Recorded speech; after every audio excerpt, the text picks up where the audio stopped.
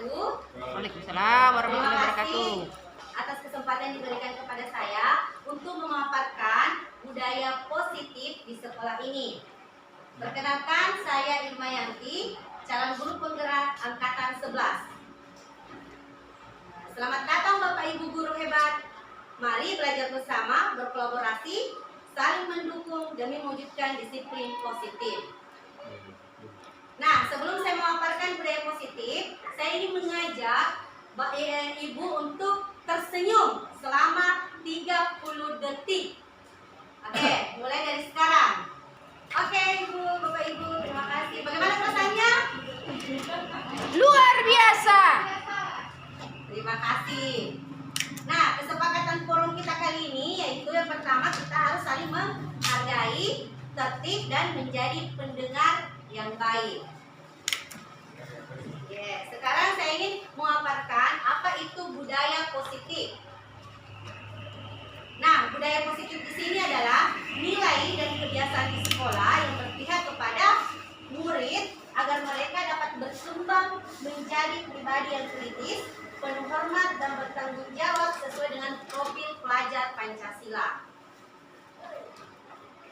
Nah, konsep utama budaya positif di sini ada 7. Yang pertama, perubahan paradigma belajar, disiplin positif, kebutuhan dasar, motivasi perilaku manusia, posisi kontrol, keyakinan kelas, dan segitiga restitusi. Nah, yang pertama, perubahan paradigma baru. Di sini, pembelajaran dengan paradigma baru merupakan pembelajaran yang dirancang berdasarkan prinsip pembelajaran berdiferensiasi sehingga murid belajar sesuai dengan kebutuhannya. Misalkan kita membuat model pembelajaran sesuai dengan apa yang dibutuhkan dengan peserta didik kita. Jadi, misalkan awalnya kita hanya mengajar dengan metode ceramah, nah sekarang kita merubah paradigma perubahan ini, yaitu kita membuat model pembelajaran yang sesuai yang dibutuhkan siswa. Misalkan mereka ingin berdiskusi, kita melakukan model pembelajaran dengan berdiskusi. Yang kedua, disiplin positif.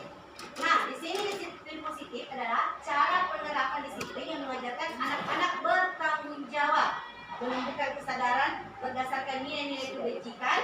Disiplin positif lebih ke arah disiplin diri dapat mengontrol diri dalam melakukan segala tindakan. Nah, disiplin positif di sini dapat membuat murid memahami dan menyadari berdasarkan motivasi eksternal internal, bukan berdasarkan paksaan, ujian, atau hukuman. Yang ketiga, kebutuhan dasar manusia. Ada 5 kebutuhan dasarnya. Pertama, kebutuhan dasar untuk bertahan hidup, kebutuhan kasih sayang, kesenangan, kebebasan, dan penguasaan. Di sini kebutuhan untuk bertahan hidup seperti kita makan, minum, tempat tinggal, keamanan, dan kesehatan. Kebutuhan kasih sayang itu rasa diterima dan dipedulikan dari orang lain. Kesenangan seperti bermain, humor, antusias, dan tertawa. Kebebasan, mandiri, memiliki pilihan. Terus penguasaan, ada harga diri, keinginan untuk dianggap. Yang keempat, motivasi perilaku manusia. Ada 2 motivasi perilakunya, ada ekstrinsik dan ada intrinsik. Kalau ekstrinsik itu untuk menghindari ketidaknyamanan atau hukuman. Jadi biasanya siswa kita tidak melanggar peraturan yang kita berikan karena dia hanya ingin menghindari ketidaknyamanan atau hukuman. Untuk siswa juga tidak melakukan pelanggaran karena dia ingin mendapatkan imbalan atau penghargaan. Itu motivasi ekstrinsik. Kalau di intrinsiknya, dia ingin menjadi orang yang mereka inginkan dan menghargai diri sendiri. Nah, adapun konsep disiplin dengan identitas gagal yang biasa kita lakukan, yaitu dengan memberikan hukuman dan penghargaan. Sering kita lakukan ini tanpa sadar. Misalkan pada hukuman itu secara tiba-tiba kita anak melanggar, kemudian kita memberikan hukuman berupa fisik. Nah, di sini akan tertanam bahwa fisik ini akan menyakitkan dan murid akan takut. Jadi memaksa murid untuk menjadi rendah diri. Pada kode penghargaan ini sangat tidak efektif kita berikan kepada murid atau siswa karena dapat menimbulkan rasa iri terhadap temannya. Jadi inilah konsep disiplin yang gagal. Konsep disiplin yang sukses ada dua, yaitu dengan pemberian konsekuensi dan restitusi. Nah, kalau konsekuensi di sini kita memberikan, kita sudah menyepakati dengan siswa atau murid, ketika dia melanggar, kita memberikan konsekuensi, tapi bukan berupa hukuman. Contohnya, ketika siswa terlambat masuk ke kelas, nah kita tidak memberikan hukuman, bukan hukuman fisik seperti push up atau apa atau lari di lapangan, tetapi kita memberikan konsekuensi, menambahkan jam pelajaran, memanggil siswa ke ruang guru untuk menambah mata pelajaran yang tadi terlewatkan. Seperti itu konsekuensi, jadi bukan berbentuk hukuman. Kalau restitusi, kita murid bertanggung jawab terhadap perilakunya. Ketika tadi terlambat ke sekolah, kita restitusi apa alasannya murid terlambat. Terus kita membantu mencarikan solusi. Jadi bukan kita yang mencarikan solusi, bukan, cuma membantu siswa menemukan solusinya. Misalkan kita tanya, kenapa terlambat nak? Mungkin karena telat bangun. Nah, kita cari, dia menemukan solusinya sendiri. Terus kita tanyakan apa yang kamu akan lakukan supaya tidak terlambat lagi besoknya. Dia akan bangun cepat. Jadi dia menemukan sendiri. Jadi murid di sini menemukan sendiri solusi dari masalah yang dia hadapi. Jadi inilah identitas disiplin, konsep disiplin dengan identitas yang sukses. Perbedaan hukuman, konsekuensi, dan restitusi. Nih, kalau hukuman, guru menghukum murid tersebut hormat bendera selama 15 menit. Itu berbentuk fisik ya. Kemudian kedua, guru menghukum murid tersebut dengan lari keliling lapangan. Ketiga, guru marah dan murid menjadi takut. Ini bentuk hukuman yang akan tertanam pada diri anak. Oh, jadi setelah dia melihat kita, pasti muridnya akan takut. Itu akan tertanam di dirinya. Terus konsekuensi, kalau kita memberikan konsekuensi, guru memberikan kesempatan kepada murid untuk mempelajari ketertinggalan pelajaran pada saat dia istirahat. Jadi kita memberikan konsekuensinya seperti itu. Guru tegas dan murid menghormati peraturan. Kemudian yang ketiga, di restitusi, guru menanyakan keyakinan kelas yang sudah disepakati. Misalkan tadi yang terlambat kita tanya, keyakinan kelas apa nak yang kamu sudah langgar dengan terlambat datang ke sekolah. Itu tadi dia akan menjawab bahwa disiplin bu. Jadi dia menemukan, kita restitusi, kita arahkan anak-anak apa kesalahannya dan bagaimana cara dia mencari solusi dari permasalahannya. Seperti itu perbedaan antara hukuman, konsekuensi, dan restitusi. Nah, ini adalah contoh tindakan guru, contoh dari hukuman dan konsekuensi. Kalau tadi kalau hukuman tadi seperti ini, lari mengelilingi lapangan basket 5 kali, push up 10 kali karena terlambat 10 menit. Itu bentuk hukuman. Tetapi kalau kita merubah mindset kita ke menjadi konsekuensi, kita akan memberikan seperti ini. Kehilangan 10 menit jam istirahat untuk mengejar tugas karena terlambat 10 menit. Yang kedua, menggantikan kertas tugas teman yang tercoret-coret. Misalkan ini siswanya mencoret kertas temannya. Kita memberikan konsekuensi, bukan hukuman kepada anak tersebut, dengan cara menyuruh menggantikan kertas temannya yang dicoret. Seperti itu. Jadi guru itu harus seperti itu, Bapak Ibu guru. Kita tidak memberikan hukuman, tetapi kita memberikan konsekuensi. Yang kelima, posisi kontrol guru. Nah, di sini posisi kontrol guru ada 5. Sebagai penghukum, guru sebagai penghukum, guru sebagai pembuat rasa bersalah, guru sebagai teman, guru sebagai pemantau, dan guru sebagai manajer. Nah, contohnya, guru sebagai penghukum di sini, dia akan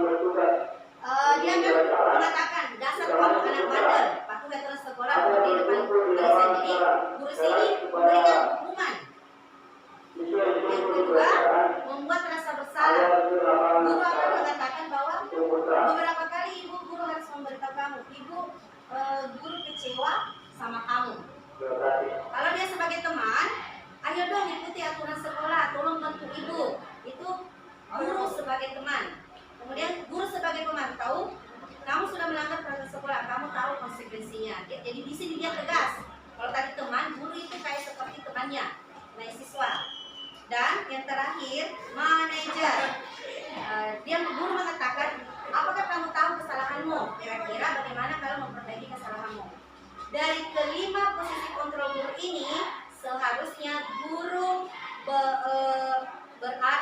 memposisikan dirinya sebagai manajer. Jadi kita harus sebagai manajer, kita tegas, tetapi kita tidak memaksa, tidak marah-marah ke peserta didik. Coba, posisi kontrol apa ini? Ayo lakukan demi Bapak, Ibu. Ada tahu? Kalau tadi dia mengajak, artinya dia posisinya sebagai teman. Guru itu sebagai teman. Yang kedua, kamu tidak akan pernah mendapatkan nilai kalau kamu tidak mengerjakan tugas. Ini contoh dari posisi kontrol pemantau. Guru sebagai pemantau. Kemudian hormat pada bendera selama 1 jam. Posisi kontrol apa? Ya, penghukum. Guru sebagai penghukum. Terus, saya kecewa sekali dengan kamu. Guru sebagai pembuat rasa bersalah karena dia mengatakan bahwa saya kecewa sama kamu. Dan yang terakhir, keyakinan kelas. Keyakinan kelas hampir sama dengan peraturan sekolah. Kalau di sekolah kan ada peraturan, ada tata tertib. Di kelas ini kita harus membuat keyakinan kelas yang harus dijalani peserta didik dan disepakati bersama. Kalau peraturan dia mengarah ke misalkan tidak boleh bolos, tidak boleh menyontek, tidak boleh membuang sampah. Jadi ada kata-kata tidak dan jangan. Nah, kalau keyakinan kelas ini menggunakan kalimat-kalimat positif. Dia tidak tidak menggunakan kata tidak dan tidak menggunakan kata jangan. Jadi misalkan kalau tidak boleh bolos, keyakinan kelasnya datang ke sekolah mengikuti pembelajaran. Seperti itu keyakinan kelas. Jadi keyakinan kelas bersifat lebih abstrak daripada peraturan. Berupa pernyataan-pernyataan universal, dibuat dalam bentuk positif, tidak terlalu banyak, bersedia meninjau kembali keyakinan kelas dari waktu ke waktu. Yang ketujuh, segitiga restitusi. Nah, segitiga restitusi di sini suatu proses dialog yang dijalankan oleh guru atau orang tua agar dapat menghasilkan murid yang mandiri dan bertanggung jawab. Segitiga restitusi di sini ada tiga tahapan. Jadi maksudnya segitiga restitusi ketika ada peserta didik atau murid yang melakukan kesalahan, kita melakukan tiga ini. Jadi tidak langsung memarahi dan menghukum, tidak, tapi kita melakukan segitiga restitusi. Yang pertama, validasi tindakan yang salah. Contohnya tadi kalau ada siswa yang bolos, kita validasi dulu tindakannya. Misalkan katanya kamu nak kemarin bolos, bilang iya Bu. Kita tanya kenapa kamu seperti itu. Misalnya dia ingin pergi sama teman-temannya, kita validasi. Nah, kita tanya, nah itu tindakan yang salah. Kita tanya seperti itu, bahwa tindakan bolos itu adalah tindakan yang salah. Setelah itu kita menstabilkan identitasnya. Ditanyakan bahwa apakah yang dia lakukan bolos itu benar atau tidak pada dirinya. Dia akan menjawab, oh ini tidak benar Bu, ini salah. Jadi kita menstabilkan. Setelah kita menstabilkan, kita menanyakan keyakinan. Kita tanya lagi, terus bolos itu melanggar keyakinan kelas atau tidak? Siswanya akan menjawab, iya Bu, melanggar. Terus apa yang kita tanya lagi, apa yang akan kamu lakukan untuk memperbaiki masalah ini? Dia akan menjawab, berusaha tidak bolos lagi di sekolah. Jadi itu tahapan membimbing siswa menggunakan segitiga restitusi. Jadi kalau ada siswa bermasalah, kita tidak langsung menghukum atau memarahi, tidak, tetapi kita bisa menggunakan tahapan ini sehingga siswa yang kita hadapi tidak takut sama kita dan dia akan mengikuti peraturan yang telah kita berikan. Jadi kalau kita memarahi siswa dan menghukum, pasti dia akan berbuat seperti itu ke depannya. Iya, ya seperti itu. Tetapi kalau kita melakukan segitiga restitusi, mindsetnya akan berubah. Oh, ternyata ini salah, ini tidak benar, ini tidak bagus untuk saya lakukan. Makanya dia akan mematuhi peraturan yang ada. Ini tadi ya, menstabilkan identitas, mengubah identitas anak dari orang yang gagal menjadi sukses. Nah, contoh selanjutnya tadi, berbuat salah itu wajar. Nah, jadi kita tanya, berbuat salah itu wajar, tapi tidak dibenarkan. Seperti itu. Ini validasi tindakan yang salah. Kita berupaya menggali apa alasannya dia melakukan kesalahan tersebut. Nah, pertanyaannya misalkan kamu pasti punya alasan mengapa melakukan hal tersebut. Kamu patut bangga karena telah melindungi sesuatu yang penting bagimu. Itu semua. Jadi kita menggunakan kalimat-kalimat positif. Terus yang ketiga, menanyakan keyakinan kelas yang telah disepakati. Apa keyakinan kelas tadi? Jadi dia tadi yang bolos itu melanggar keyakinan kelas, itu tidak disiplin. Jadi melanggar keyakinan kelas disiplin. Tadi ini contoh kasusnya, terlambat upacara, berusaha tetap datang ke sekolah, dia yang berlagak segera mungkin bergabung. Jadi kita tidak menghukum dia, tetapi menggunakan dulu pendekatan segitiga restitusi. Nah, di penutup, dalam penerapan disiplin positif, hendaknya guru memiliki kompetensi kepribadian, profesional dan sosial yang baik, di mana guru mampu merefleksi dirinya dalam posisi kontrol sebagai manajer yang menuntun murid-muridnya menjadi mandiri, mereka dan bertanggung jawab. Oke, sampai di sini Bapak Ibu pemaparan budaya positif yang telah saya buat. Terima kasih atas kesempatan yang diberikan kepada saya. Apabila ada kesalahan mohon dimaafkan. Wabillahi taufiq wal hidayah. Wassalamualaikum warahmatullahi wabarakatuh. Waalaikumsalam warahmatullahi wabarakatuh.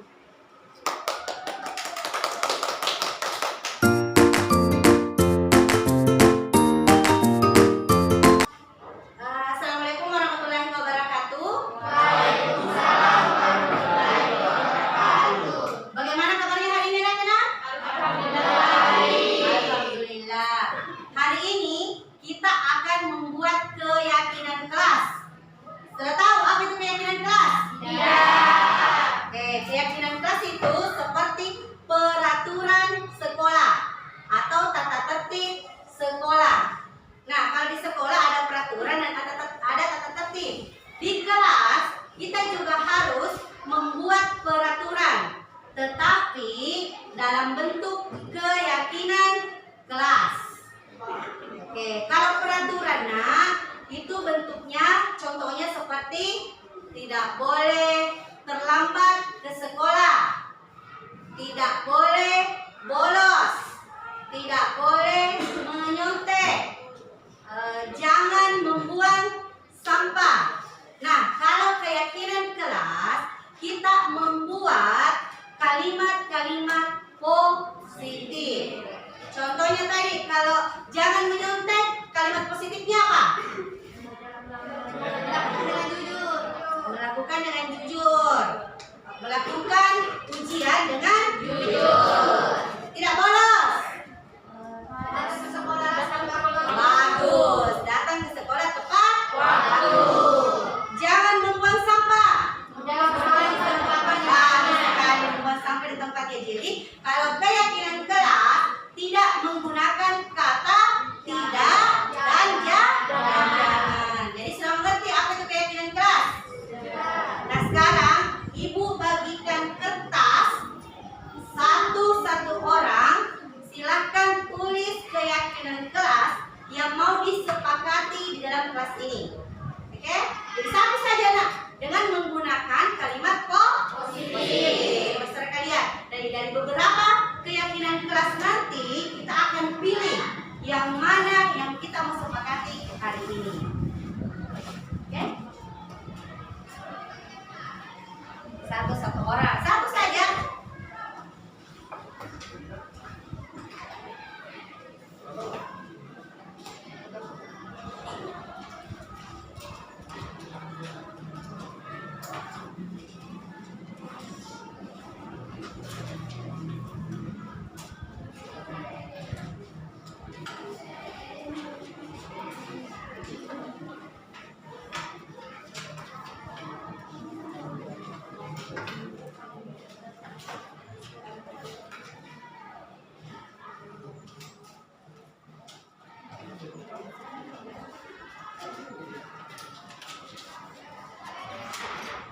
Oke, silakan ditulis.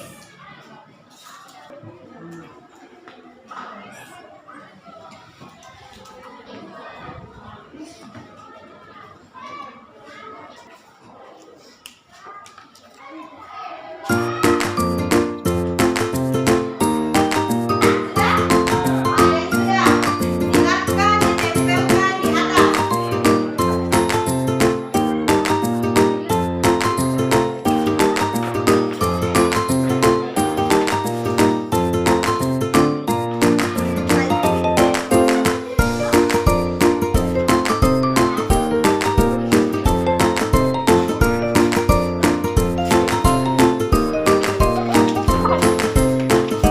Oke, sudah semua?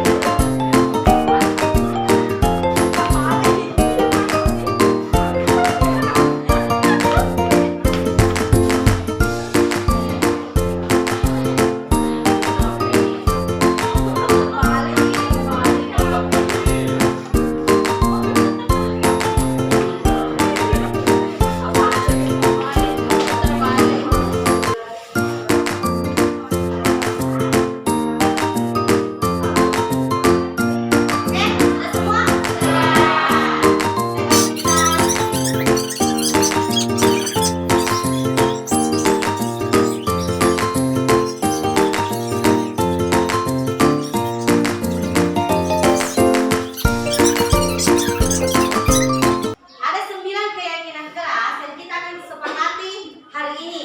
Yang pertama, diharapkan tenang pada saat proses pembelajaran. Sepakat? Sepakat. Terus yang kedua, membuang sampah pada tempatnya. Yang ketiga, datang ke sekolah tepat waktu. Mendengarkan guru menjelaskan. Rajin mengerjakan tugas. Membersihkan kelas pada saat jadwalnya.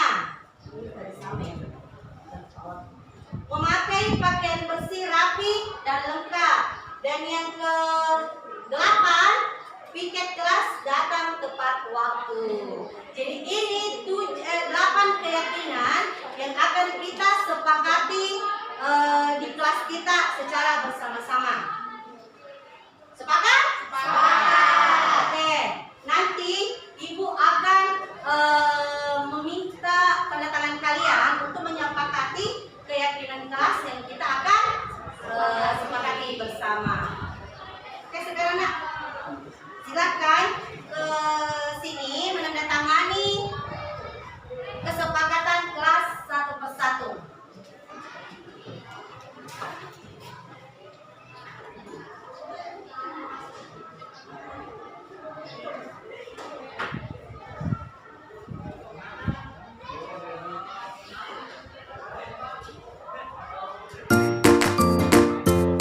Ini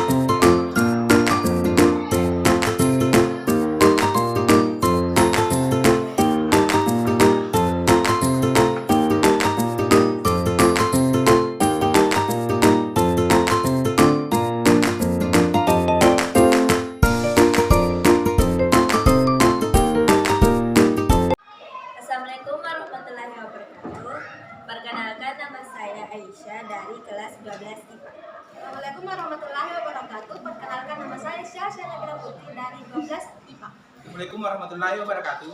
Perkenalkan, nama saya Andi Saputra dari kelas 12 IPA.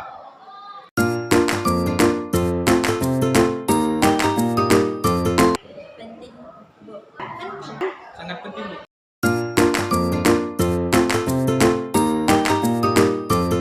Karena dapat membuat orang lain merasa dihargai. Karena menurut saya dapat menumbuhkan rasa tanggung jawab. Karena dapat membuat kita menjadi lebih baik lagi.